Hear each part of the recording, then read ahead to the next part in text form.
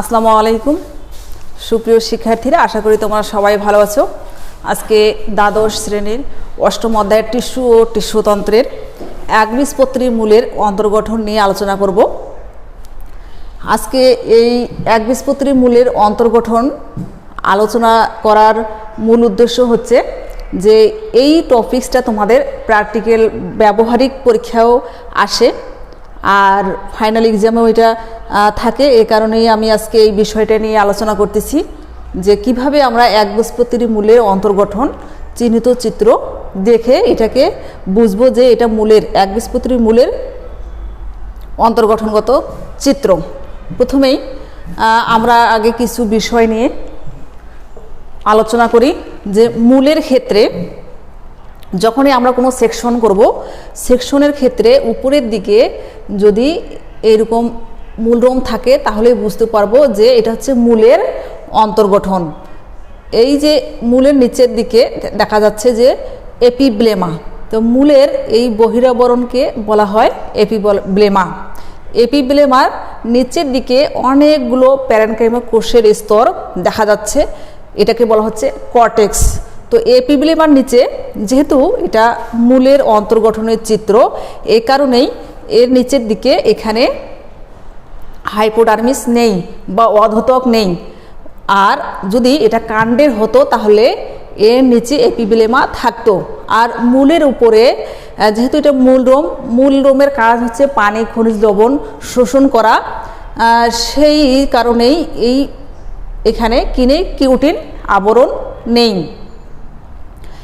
এখানে অধতক নেই কিন্তু অনেকগুলো প্যারেনকাইমা কোষের স্তর রয়েছে, এটাকে বলা হচ্ছে কর্টেক্স। কর্টেক্সের নিচে রয়েছে অ্যান্ডোডার্মিস বা অন্তঃত্বক। এখানে একসারি পিপাকৃতির কোষ দেখা যাচ্ছে কর্টেক্সের নিচে, এটাকে বলা হচ্ছে অ্যান্ডোডার্মিস বা অন্তঃত্বক।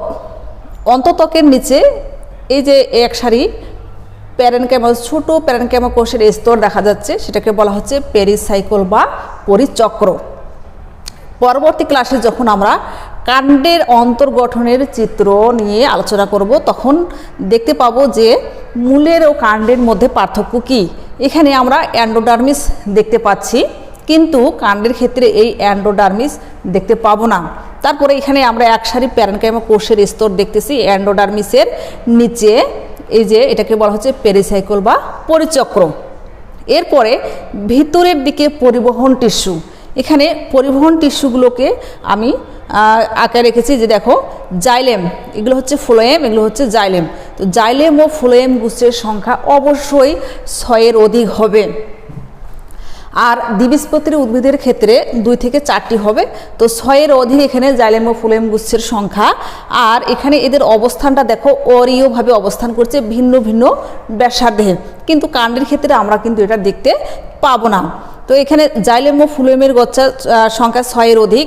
এবং এখানে একটা জিনিস খেয়াল করো যে কাণ্ডের এখানে মূলের পরিধির দিকে রয়েছে প্রোটোজাইলেম আর কেন্দ্রের দিকে রয়েছে মেটাজাইলেম, এটাকে বলা হয় জাইলেম এক্সার্ক।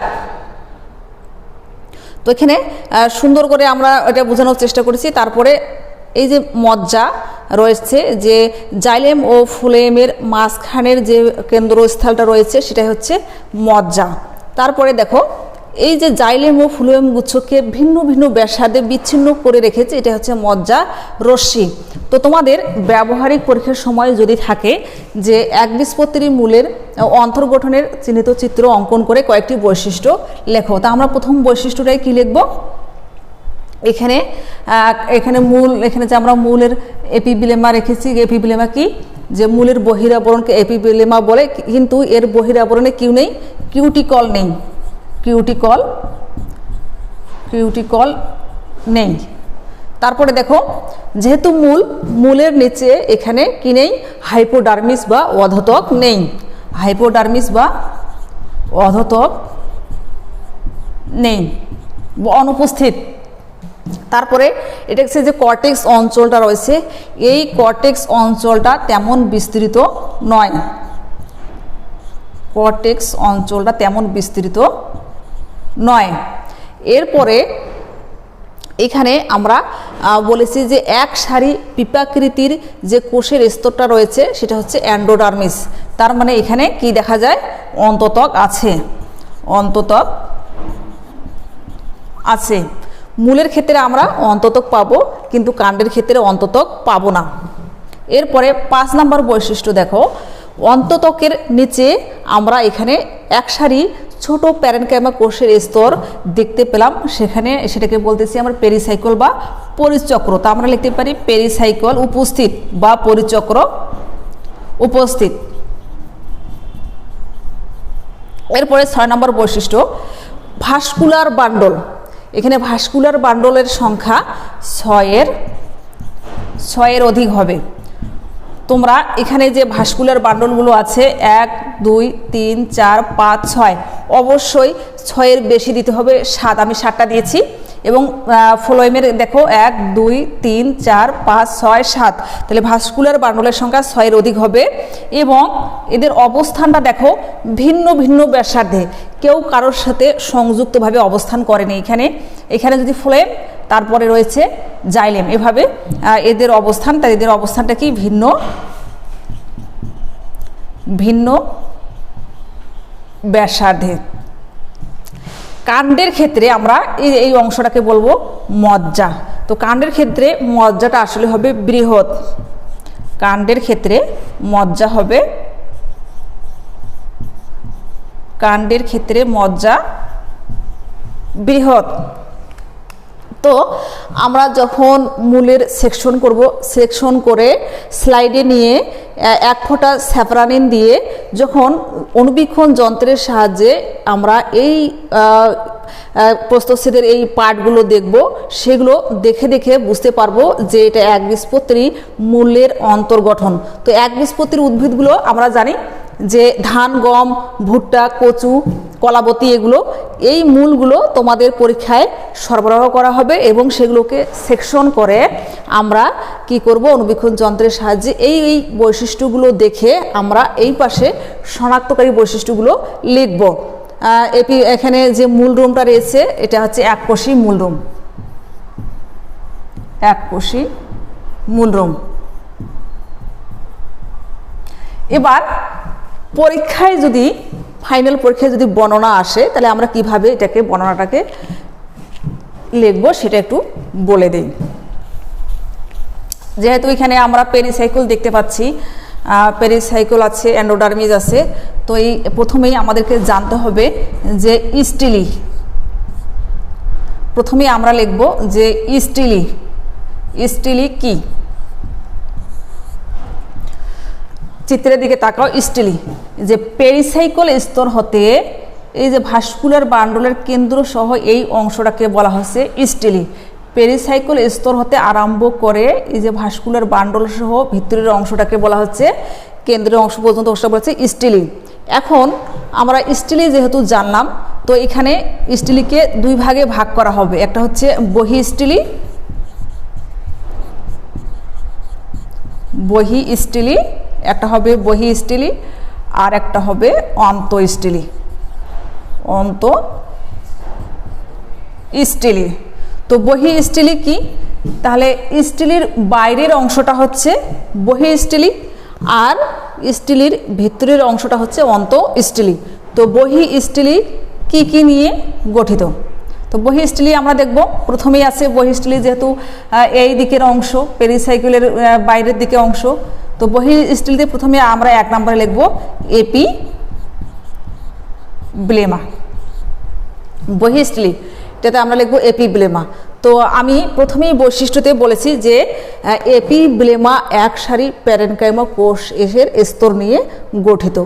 আর এই এপিব্লেমা থেকে এককোষী মূলরোম উৎপন্ন হয়। এর কাজ লিখতে হবে, মূলরোমের কাজ কি? পানি ও খনিজ লবণ শোষণ করা। তাহলে আমরা জানলাম যে বহি স্টিলের একটা পার্ট হচ্ছে এপিব্লেমা। এবার আসো, এপিব্লেমার এই যে এইখান থেকে এই পর্যন্ত অংশটার নাম হচ্ছে কর্টেক্স। এই কর্টেক্সকে আবার 2 ভাগে ভাগ করা হয়েছে। একটা হচ্ছে জেনারেল কর্টেক্স, জেনারেল কর্টেক্স, আর একটা হচ্ছে এই যে একসারি পিপাকৃতির অন্তর্গত রয়েছে, এটাকে বলা হচ্ছে এন্ডোডার্মিস।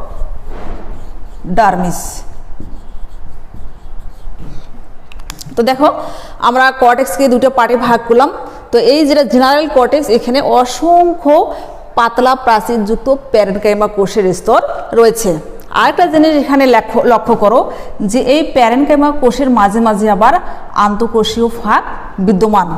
তাহলে এখানে দেখলাম যে এখানে যে কর্টেক্সটা গঠিত সেখানে অসংখ্য প্যারেনকাইমা কোষের স্তর রয়েছে এবং এই স্তরগুলোর মাঝে আন্তঃকোষীয় ফাঁক রয়েছে। কর্টেক্সের কাজ কি? খাদ্য সঞ্চয় করে রাখা। এবার আসো এন্ডোডার্মিস। এন্ডোডার্মিস কি?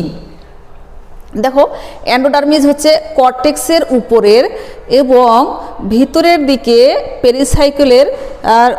পেরিসাইকেলের উপরে এবং কর্টেক্সের নিচে মাঝামাঝি যে পিপাকৃতির কোষটা রয়েছে, যেটা কি করে কর্টেক্স থেকে এবং পেরিসাইকেল থেকে এই অংশটাকে পৃথক করে রেখেছে, ভাস্কুলার বান্ডলগুলোকে পৃথক করে রেখেছে। এটা হচ্ছে এন্ডোডার্মিস, অন্তঃত্বক।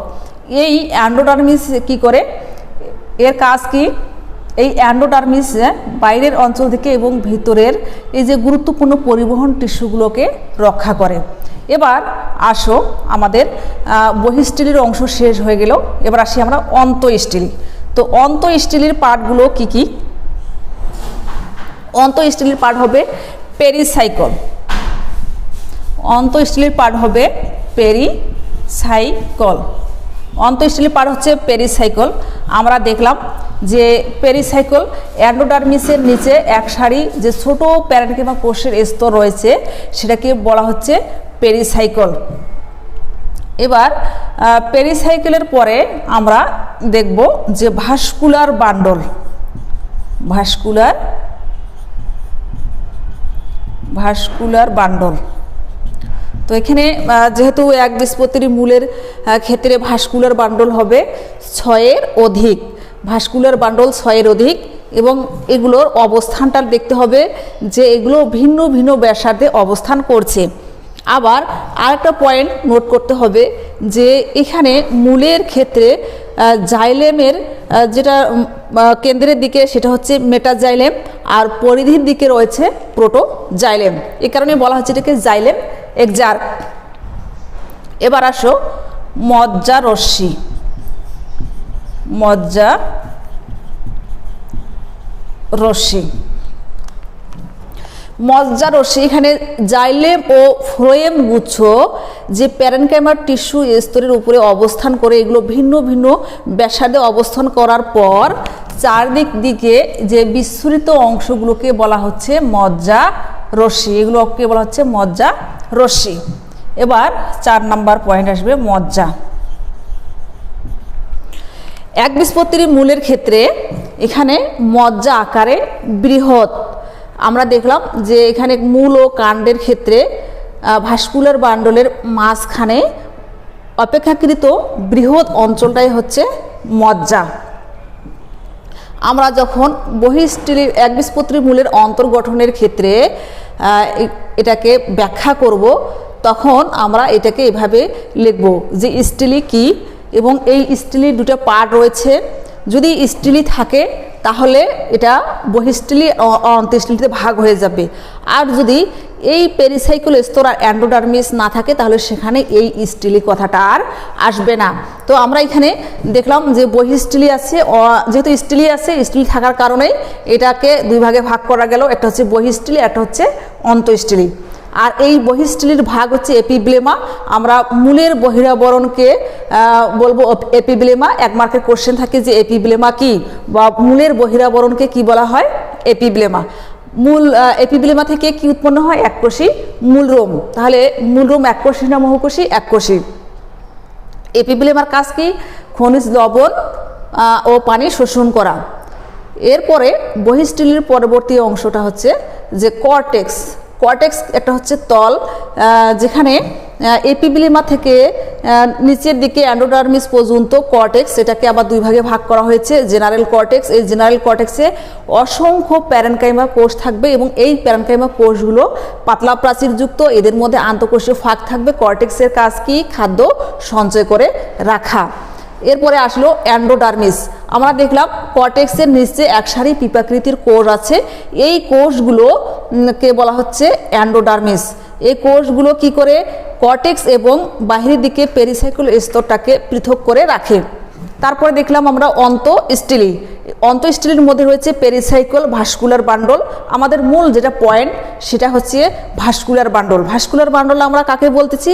জাইলেম ও ফ্লোয়েমকে একত্রে ভাস্কুলার বান্ডল বলতেছি। কারণ কি, এই ভাস্কুলার বান্ডল জাইলেম কি করে পানি পরিবহন করে নিয়ে যায়, আর ফ্লোয়েম কি করে প্রস্তুতকৃত খাদ্যটা দেহের বিভিন্ন অংশে পরিবহন করে নিয়ে যায়। এটা হচ্ছে ভাস্কুলার বান্ডল। মজ্জারসি, মজ্জা। তো আমরা এখানে একবীজপত্রীর মূলের যখন অন্তর্গঠন করব এভাবে বিস্তারিত, আর ব্যবহারিক পরীক্ষার জন্য এই চিত্রটা আঁকানোর পরে সাইন নোট করব। সাইন নোট করার পরে আমি যে শনাক্তকারী বৈশিষ্ট্যগুলো বললাম 5-7টা, এই বৈশিষ্ট্যগুলো লিখে দেব। তো প্রিয় শিক্ষার্থীরা, আজকে আমরা একবীজপত্রী মূলের অন্তর্গঠন পড়লাম। এর পরবর্তীতে থাকবে একবীজপত্রী কাণ্ডের অন্তর্গঠন। কাণ্ডের অন্তর্গঠন আজকে আমরা এইখানেই এই পর্যন্ত শেষ করলাম। পরবর্তীতে কাণ্ডের অন্তর্গঠন নিয়ে আলোচনা করব।